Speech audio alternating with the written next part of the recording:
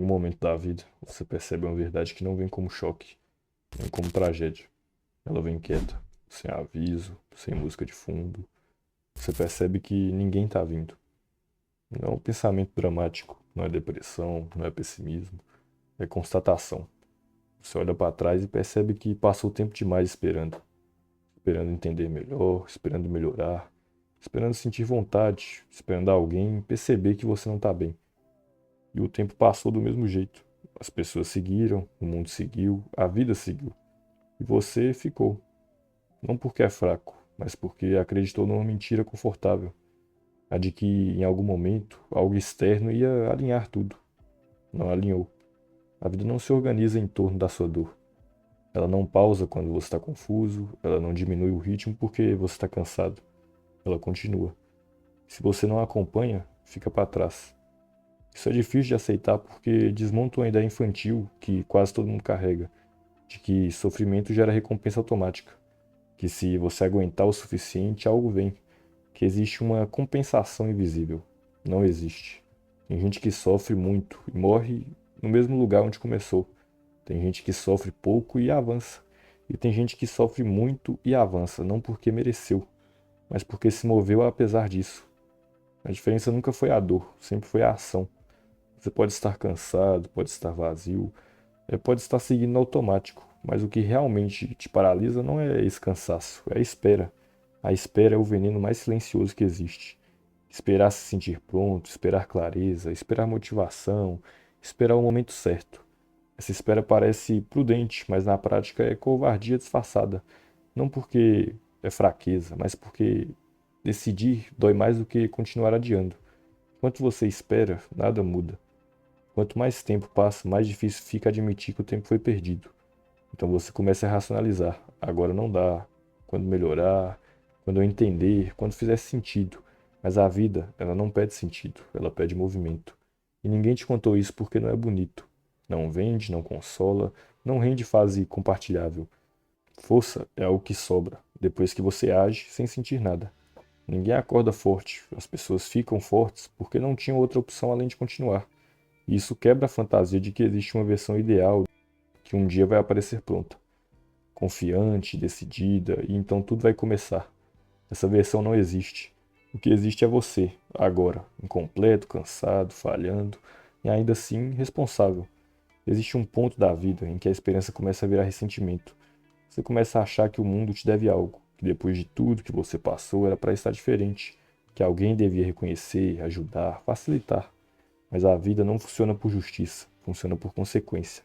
Ela não avalia a intenção, não mede esforço interno, não recompensa dor silenciosa, ela responde ao que você faz repetidamente. E isso é libertador e cruel ao mesmo tempo. Libertador porque devolve o controle, cruel porque tira todas as desculpas. Enquanto você acredita que alguém precisa te salvar, você terceiriza sua própria existência. Você vira espectador da sua história, esperando o evento que nunca chega.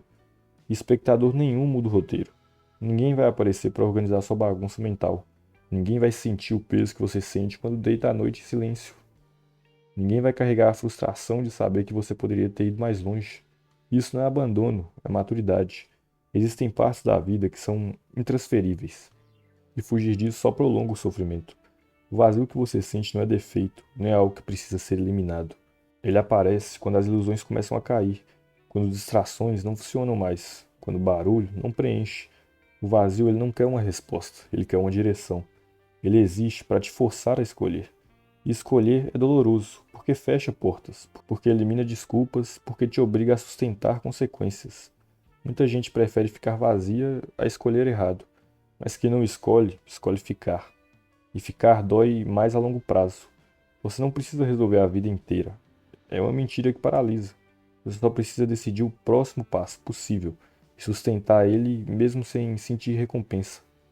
Força nasce aí, no básico, o repetido, no simples feito sem vontade. Levantar mesmo cansado, fazer mesmo sem acreditar, continuar mesmo sem sentir progresso. Isso não te transforma em um herói, te transforma em alguém funcional. E em certos momentos da vida, ser funcional já é vitória. Talvez você esteja decepcionado consigo mesmo. Talvez ache que deveria estar mais longe, mais forte, mais resolvido, mas isso é comparação injusta. Você está se cobrando como se fosse uma versão ideal que nunca existiu. Você é humano. Humanos erram, recaem, atrasam, falham. E o erro não é cair. O erro é usar a queda como justificativa para parar. E caída não anula progresso. Ele só prova que você ainda está em movimento. Existe uma versão sua que você respeita. Não porque venceu tudo, mas porque não desistiu quando desistir parecia lógico. Essa versão não nasceu pronta, foi construída em dias comuns, difíceis, sem plateia. Ninguém aplaude esse processo, ninguém vê, mas ele conta. A virada real não é quando a dor acaba, é quando ela deixa de ser argumento. Quando você para de perguntar por que isso está acontecendo comigo e começa a perguntar o que eu faço com isso agora. Essa pergunta devolve poder, e poder assusta, porque significa assumir que, mesmo cansado, mesmo quebrado, mesmo sem fé, você ainda é responsável pelo próximo passo. Talvez você esteja no limite agora, talvez esteja vivendo no automático, mas se você ainda levanta, ainda cumpre o mínimo, ainda não largou tudo, isso já é força, a força necessária. Ninguém vai vir te salvar, e aceitar isso não te condena, te liberta. Porque se ninguém vem, então a responsabilidade, o controle são seus, e mesmo sem motivação, sem esperança, sem garantia nenhuma, você ainda pode seguir, não porque acredita, mas porque parar não resolve.